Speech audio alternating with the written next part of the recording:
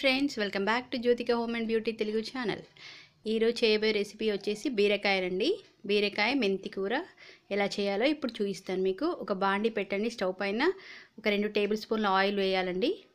2 table స్పూన్ల oil వేసి దానిలో పోపు గింజలు అంటే ఆవాలు, జీలకర్ర, ఇంకా పచ్చిశనగపప్పు, మినపప్పు, ఇలా పోపు గింజలు అంటే తెలుస్తుంది కదా అందరికీ. పోపు గింజలు 1 టేబుల్ స్పూన్ పోపు గింజలు వేయాలండి. ఆనియన్స్ మీడియం సైజ్ ఆనియన్ ఒకటి తీసుకున్నానండి. ఆ రెడ్ కలర్ది వచ్చేసి టొమాటో అండి. అది అంటే ఇప్పుడే కాదు, జస్ట్ అలా బై మిస్టేక్ పడింది. ఆనియన్స్ అండి, మీడియం సైజ్ ఆనియన్స్ అనేవి వేయాలి. కట్ చేసుకొని అందులో వేయండి ఆయిల్లో.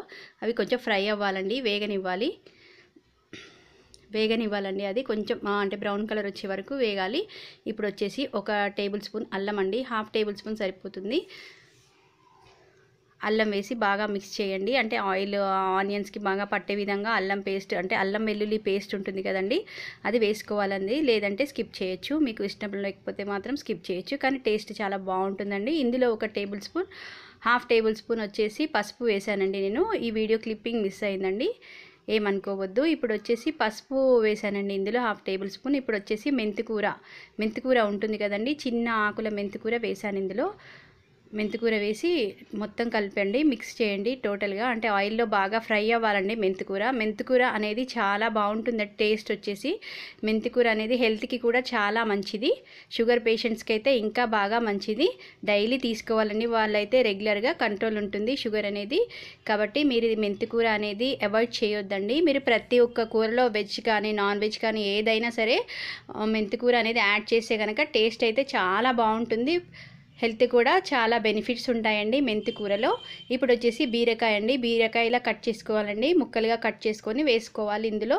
అంటే మెంతి కూర ఆయిల్లో ఫ్రై అయిన తర్వాత ఇలా వేసుకోవాలన్నమాట. ఫ్రై అయిన తర్వాత బీరకాయ ముక్కలుగా కట్ చేసుకున్నాం కదండి, అవి వచ్చేసి అందులో వేగాలి బాగా. ఇలా వేగిన తర్వాత ఇప్పుడు వచ్చేసి కొంచెం సేపు ఒక 5 మినిట్స్ అలా మూత పెట్టి ఉంచండి. ఇప్పుడు చెక్ చేసుకుందామండి, మూత తీసి చెక్ చేసుకుందాం. చూసారా, బాగా వేగిపోయాయండి ఆయిల్లో అనేది బాగా వేగిపోయాయి. ఇప్పుడు వచ్చేసి ఒక టమాటో అండి, ఒక 2 టమాటోస్ అనేవి తీసుకున్నాను నేను. అంటే మీడియం సైజు 2 టొమాటోస్. ఇష్టం ఉంటే వేయచ్చు, లేదంటే స్కిప్ చేయొచ్చు, కానీ చాలా బాగుంటుందండి టేస్ట్ వచ్చేసి. కాబట్టి మీరు వేసుకుంటేనే బాగుంటుంది టేస్ట్. ఒక 2 టమాటోస్ అండి, నేను ఓన్లీ 2నే తీసుకున్నాను.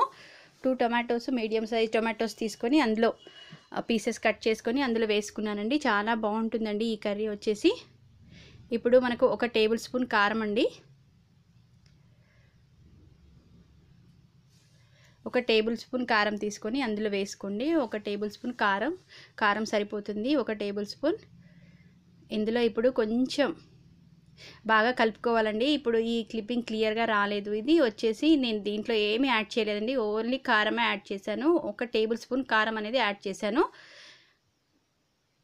కారం యాడ్ చేసిన తర్వాత ఇప్పుడు వచ్చేసి ఒక చిన్న మూత పెట్టి ఉంచిన తర్వాత మళ్ళీ చెక్ చేసుకుని ఒక చిన్న గ్లాస్ ఆఫ్ వాటర్ అండి. మీరు కావాలంటే గ్రేవీ ఎక్కువ కావాలనుకుంటే కనుక మీరు ఎక్కువ వాటర్ వేసుకోవచ్చు, లేదంటే నేను కొంచెం యాడ్ చేశానండి అంతే, వాటర్ గ్రేవీ కోసం. చూసారా, ఇలా మిక్స్ చేసుకోవాలండి. ఈ కర్రీ చాలా అంటే చాలా బాగుంటుంది. ఇప్పుడు దానికి సరిపడే, అంటే కర్రీకి సరిపడే సాల్ట్ యాడ్ చేసుకోవాలి. సాల్ట్ అనేది యాడ్ చేసుకోండి, అంతే అండి. చాలా సింపుల్గా అయిపోతుందండి ఈ రెసిపీ వచ్చేసి. చాలా టేస్టీగా కూడా ఉంటుంది, చాలా అంటే చాలా టేస్టీగా కూడా ఉంటుందండి ఈ కర్రీ వచ్చేసి. తప్పకుండా ట్రై చేసి ఎలా ఉందో అని నాకు కామెంట్స్లో చెప్పండి. మీకు ఈ రెసిపీ కనుక నచ్చినట్లయితే లైక్ చేయండి, షేర్ చేయండి, సబ్స్క్రైబ్ చేసుకోండి. పక్కనే ఉన్న రెడ్ కలర్ సబ్స్క్రైబ్ ఉంటుంది కదా, దాన్ని ప్రెస్ చేసి పక్కనే ఉన్న బెల్ ఐకాన్ వస్తుందండి. మీరు ఆల్ నోటిఫికేషన్స్ అని కొడితే నేను ఏ రెసిపీ పెట్టినా కూడా మీకు నోటిఫికేషన్స్లో వస్తాయి. ఓకేనా ఫ్రెండ్స్, థ్యాంక్స్ ఫర్ వాచింగ్.